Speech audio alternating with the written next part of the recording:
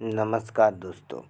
देखिए आज जो बीएसएनएल का जो वेबसाइट में जो अपडेट मिला है, जो बहुत ही महत्वपूर्ण चीज़ में है, हर बीएसएनएल एम्प्लॉय के लिए ज़रूरी है वेज रिवीजन, उसके बारे में है।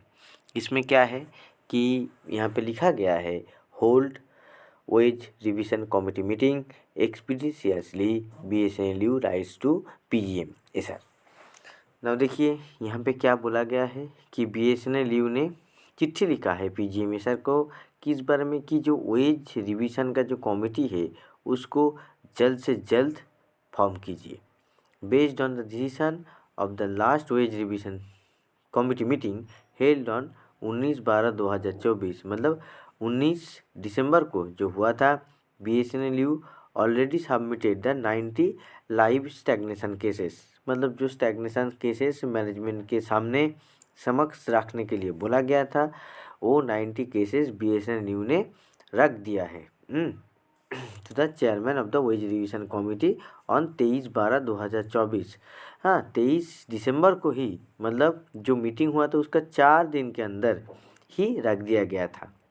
Thereafter informal discussion is also held between the management side and the staff side on 9/1/2025 और 9 जनवरी 2025 को एक जो इनफॉर्मल मीटिंग का जो बात हुआ था, जो मुद्दा उठा था, वही 19 दिसंबर का मीटिंग पे वो भी हो गया to scrutinize the correction of the life stagnation cases submitted by the BSNL.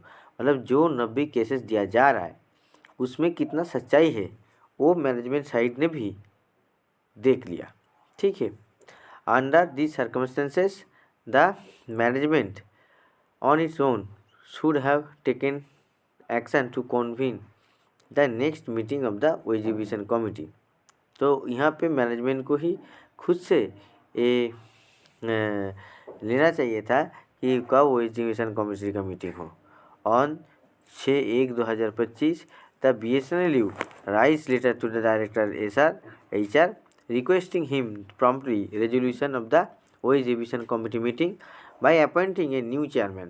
तो यहाँ पे 6/1/2025 को जो बीएसएनएल ने लेटर लिखा था डायरेक्टर HR को, requesting him to promptly reconstitute मतलब नया से बनाने के लिए जो वेज नेगोशिएशन कमेटी का जो है वेज नेगोशिएशन कमेटी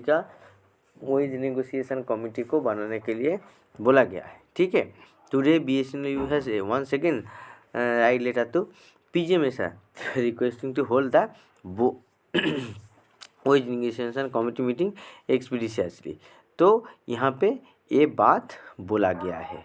ठीक है, अब देखिए ये तो बहुत ही इम्पोर्टेंट चीज़ है। ठीक है, अब देखिए यहाँ पे एक फाइल भी दिया गया है, मतलब जो चिट्ठी लिखा गया है वो चिट्ठी भी दिया गया है। हम लोग वो चिट्ठी को भी देख लेते हैं कि उस चिट्ठी में क्या लिखा हुआ है। देखिए आज का डेट में ही ये चिट्ठी है जो अभिमन्यु जी ने लिखा है। ठीक है, 22/1/2025 आप लोग स्क्रीन का दाएं तरफ देख सकते हैं। ठीक है, तो यहाँ पे बोला गया है कि क्यों मीटिंग नहीं हो रहा है वेज नेगोशिएशन कमेटी का, इसीलिए एक्शन टेक करने के लिए बोला गया है। यहाँ पे क्या क्या बोला गया है कि staff side submit the life stagnation cases based on 5% फीडमेंट। ठीक है, जो लास्ट डेट ऑफ सबमिशन था 30 दिसंबर 2024 को था, मगर 23 तारीख को ही दिया गया है। ठीक है, यहाँ पे वे भी लिखा है। ठीक है, और जो 9 तारीख का डिस्कशन हुआ, ठीक है, वहाँ पे भी उसका करेक्टनेस चेक हो गया।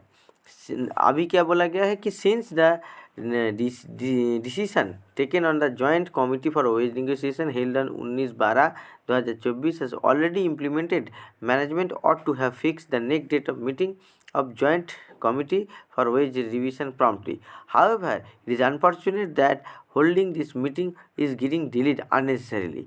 मतलब कोताही हो रहा है, काम पे ऐसे हो रहा है, इसको अननेसेसरली डिले किया जा रहा है।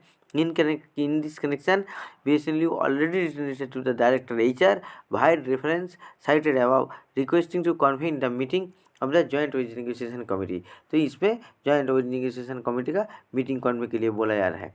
तो यहाँ पे क्या है कि जितना डिले होते जाएगा, डिले होते होते होते अगर 2027 क्रॉस हो गया तो 2017 का जो मांग था उसका कुछ वैल्यू ही नहीं रहेगा यार। ये चीज़ अभिमन्यु जी बहुत अच्छी तरीके से जानते हैं, भली भांति जानते हैं, इसीलिए वो इतना प्रेशर डाल रहा है और यूनियन भी इतना प्रेशर डाल रहा है। क्योंकि अगर यहाँ पे थर्ड पी रिविज़न फिक्सेशन में जो भी चीज़ है वो इम्प्लीमेंट नहीं होता है तो वो 2027 के बाद होना लगभग नामुमकिन हो जाएगा। और यहाँ पे एक बात मैं ज़रूर मेंशन करूँगा, एक चीज़ है, अगर कोई ये सोचता है कि यूनियन के वजह से, ठीक है, यूनियन के वजह से सबको पे रिविज़न, एग्जीक्यूटिव लोगों का भी पे रिविज़न अटका गया है, तो ये गलत है। क्योंकि नॉन एग्जीक्यूटिव का जो पे निगोशिएशन जो है वो अलग चीज़ है और एग्जीक्यूटिव का अलग चीज़ है। मैनेजमेंट अगर चाहेगा तो एग्जीक्यूटिव का जो पे रिविज़न है वो अपने बलबूते पे दे सकता है, उसके लिए नॉन एग्जीक्यूटिव के साथ कोई भी करने का ज़रूरत नहीं है। वो पार्लियामेंट के एक्ट पास होने जैसे होता है वैसे ही वो हो जाता है। तो ये ना देने का मतलब यही है कि नॉन एग्जीक्यूटिव को बोलना एग्जीक्यूटिव और एग्जीक्यूटिव को बोलना नॉन एग्जीक्यूटिव, और इस बीच में जो पैसा, जो एम्प्लॉय को जो तनख्वाह, जो सुविधा देना है, प्रदान करना है, वो प्रदान ना करके ये क्या हो रहा है, कंपनी का जो एम्प्लॉय लोग है वो लोगों का मोरल डाउन हो रहा है। तो यही अभिमन्यु जी का कहना है और यही BSNL का ओपिनियन है। और BSNL का जो भी वेबसाइट में जो अपडेट हुआ है हम लोग दिखाए हैं रिपीटेडली इस मुद्दे को, वेज नेगोशिएशन का मुद्दा हो, जो बार्गेनिंग इशू है, उसको BSNL का हर नेता, हर प्लेटफॉर्म पे, जो सेंट्रल लेवल पे नेता हैं वो सेंट्रल लेवल पे उठाते हैं और जो स्टेट लेवल पे नेता हैं वो स्टेट लेवल पे उठाते हैं, धरना प्रदर्शन करते हैं। और हर जगह इसका एक छवि हम लोगों को मिलता है कि जो नॉन एग्जीक्यूटिव लोगों का मांग है उसके लिए लड़ाई चल रहा है, लड़ाई जारी है। आशा करते हैं इस चिट्ठी के बाद मैनेजमेंट की तरफ से कुछ आश्वासन मिलेगा और नेक्स्ट डेट डिक्लेयर किया जाएगा, तब जाके हम लोग उस मीटिंग का जो रिज़ल्ट है उसके ऊपर जाके कुछ टिप्पणी पर कर पाएंगे। उससे पहले कुछ बोलना बहुत ही मतलब उचित नहीं होगा और उस उतना भी अच्छा नहीं होगा। मतलब वो होने के बाद ही हम लोग उसके बारे में हम लोग टिप्पणी कर सकते हैं। और पिछले दिनों जो हम लोग CMD साहब का जो मंतव्य दिखाए हैं वो ये एक जगह पे, वहाँ पे CMD साहब का खुद का बयान नहीं था, उसको नैरेट किया गया था।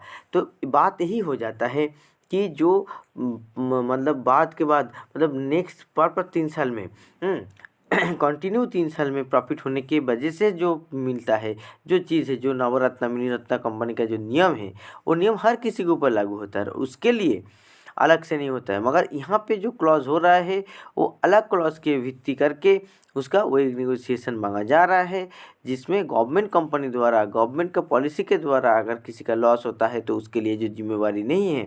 जो पिछले वीडियो में भी हम लोग BSNL का जो नेतृत्व है उनसे पूछे थे और वो लोग जो लीडरशिप जो बताए थे हम लोग आप लोगों के साथ साझा किए थे हमारे चैनल के द्वारा। हम लोग आगे भी ऐसे करते रहेंगे। आज इजाज़त दीजिए, अभी के लिए इतना ही। नमस्कार।